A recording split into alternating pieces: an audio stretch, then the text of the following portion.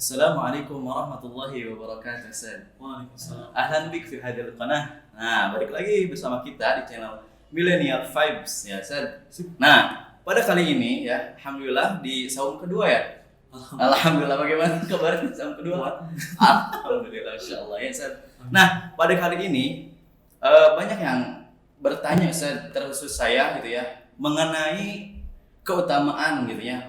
Bagaimana keutamaan puasa di bulan Ramadan? Atau gini lah, Ustaz, apa sih yang istimewa gitu? Sampai-sampai ada datangnya bulan Ramadan, saum di bulan Ramadan seperti Ustaz. Baik. Baik, Ustaz.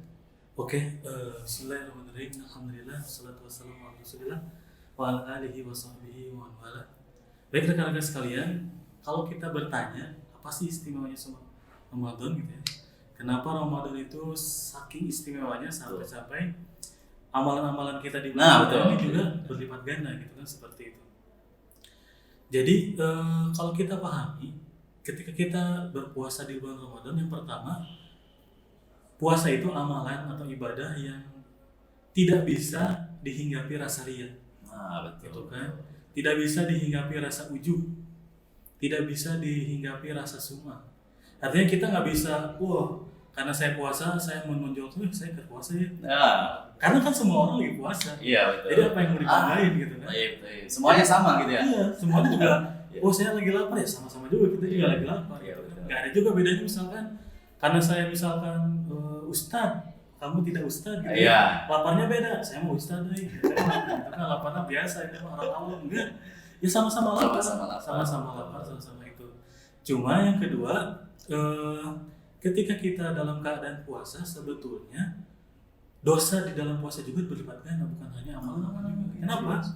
Karena gini, kalau kita ibaratkan, kalau misalkan ente lagi sholat, Iya. tiba-tiba ente lagi sholat itu di tengah-tengah sholat, ente berbuat maksiat, gitu kan? Tiba-tiba ente sesama makmum gitu kan ngobrol, yang diobrolnya tuh gibah, gitu kan, gosip. Tadi lagi kira-kira gimana? Ya keterlaluan kan? Kita tuh udah tahu lagi sholat, tiba-tiba dengan sengaja melakukan maksiat. Nah kadang-kadang kita tuh kayak gak ngerasa kalau kita saum itu justru sebetulnya kita tuh sedang ibadah, gitu kan? Seperti tadi kita itu lagi sholat, tiba-tiba kita melakukan maksiat. Sama ketika kita saum, terus dengan penuh sengaja gitu kan, kita ngobrolin orang, ngegibah orang, apa ngebohong gitu kan, atau berlaku maksiat apapun gitu kan, walaupun itu tidak membatalkan puasa, artinya puasanya sah, itu tidak usah diulang, tidak usah dikodo atau dikafarat gitu kan, seperti itu. Tapi kata Allah Subhanahu Wa Taala melalui lisan Rasulnya, itu nggak butuh puasa kayak gitu. Orang yang cuma menahan lapar dan dahaga, gitu kan, tapi tidak bisa menjaga lisan, rugi gitu ya. Artinya udah capek-capek dia, udah lapar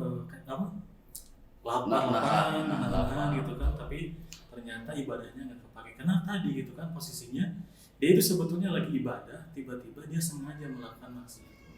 Jadi betul-betul itu juga. Nah begitu juga kalau kita lagi ibadah, misalkan kita sholat ketika Ramadan, kenapa pahalanya jadi berlipat? Karena ketika kita sholat, kita itu posisinya sedang ibadah juga, jadi double gitu kan, ibadah dalam ibadah. Sudah mah kitanya dalam keadaan saum itu ibadah, lalu kita sholat, jadinya berlipat ganda. Ketika kita tilawah gitu kan, dalam keadaan puasa, tilawahnya ibadah, puasanya ibadah, makanya berlipat ganda. Masuk itu tips dan trik. Tips dan trik bagaimana caranya melipat gandakan pahala gitu, amalan-amalan kita gitu. Jadi dilipat gandakan seperti itu ya. Nah, kalau sebetulnya nggak usah yang keren-keren gitu ya. Maksudnya artinya bukan artinya kita membatasi amalan kita yang keren-keren, enggak. Cuma kita beramal, amalan-amalan yang sepele pun di Ramadan itu bisa jadi dia berlipat ganda. Contohnya, kalau kita beramal dengan Al-Quran. Rumus pertama, Al-Quran itu ketika kita baca gitu ya, satu hurufnya itu 10 kebaikan. Gitu kan, banyak katanya. Makanya Nabi SAW pernah bersabda gitu kan, tidak berkata bahwa alif lam mim itu satu huruf, tapi alifnya satu huruf, lamnya satu huruf. Berarti kalau alif lam mim 3 gitu ya, dikalikan 10, kita tuh sudah punya 30 kebaikan. Apalagi di Apalagi kalau nanti kita dalam keadaan puasa. Iya betul. Setiap amalan di puasa itu yang sunnahnya seperti yang wajib, apalagi yang wajib. Nah, gitu kan. Coba bayangkan kita beramal dengan Al-Quran. Basmalah saja itu 14 huruf. Ya. Ketika kita baca basmalah artinya kita sudah punya 140 kebaikan. Masya Allah. Apalagi kalau sama Al-Fatihahnya. Al-Fatihah itu 149 huruf. Kalau kita baca satu kali Al-Fatihah dalam keadaan puasa, gitu kan, itu sudah 1490 kebaikan.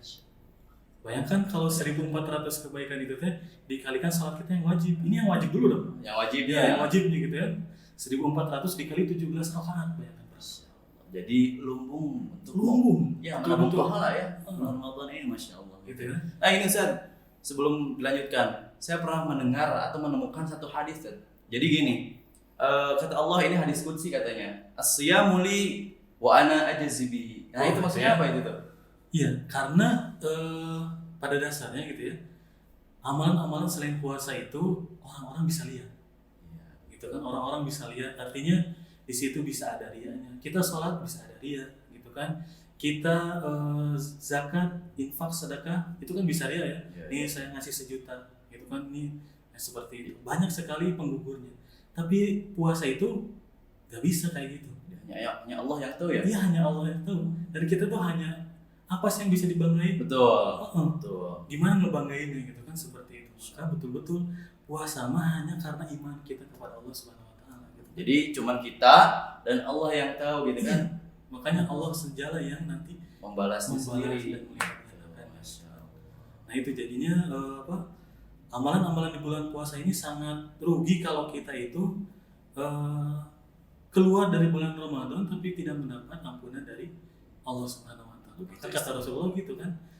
Khaba wa khasir man adraka Ramadan falam yughfar lahu. Atau ada yang hadis lain raghiman anfur rajul itu kan dakhala alaihi Ramadan summa sa'al falam yughfar lahu. Jadi begitu rugi ya Ustaz. Iya, bukan hanya rugi di situ, kata-katanya itu dia sudah rugi, celaka. Kalau kita mah ibaratnya sudah jatuh, tertimpa tangan. Alhamdulillah min dzalik. Ustaz ya.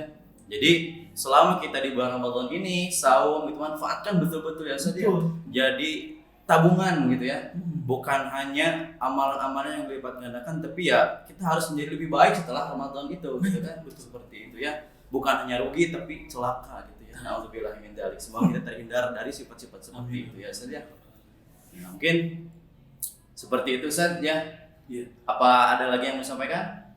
Yang paling mudah kita beramal di Ramadan itu satu, doa. Masya Allah. Kalau kita misalkan kencing gitu ya, kalau cuma kencing doang ya udah gitu kan. Kalau kita misalkan pakai pakaian keluar rumah tanpa berdoa ya udah nggak ada nilai pahalanya.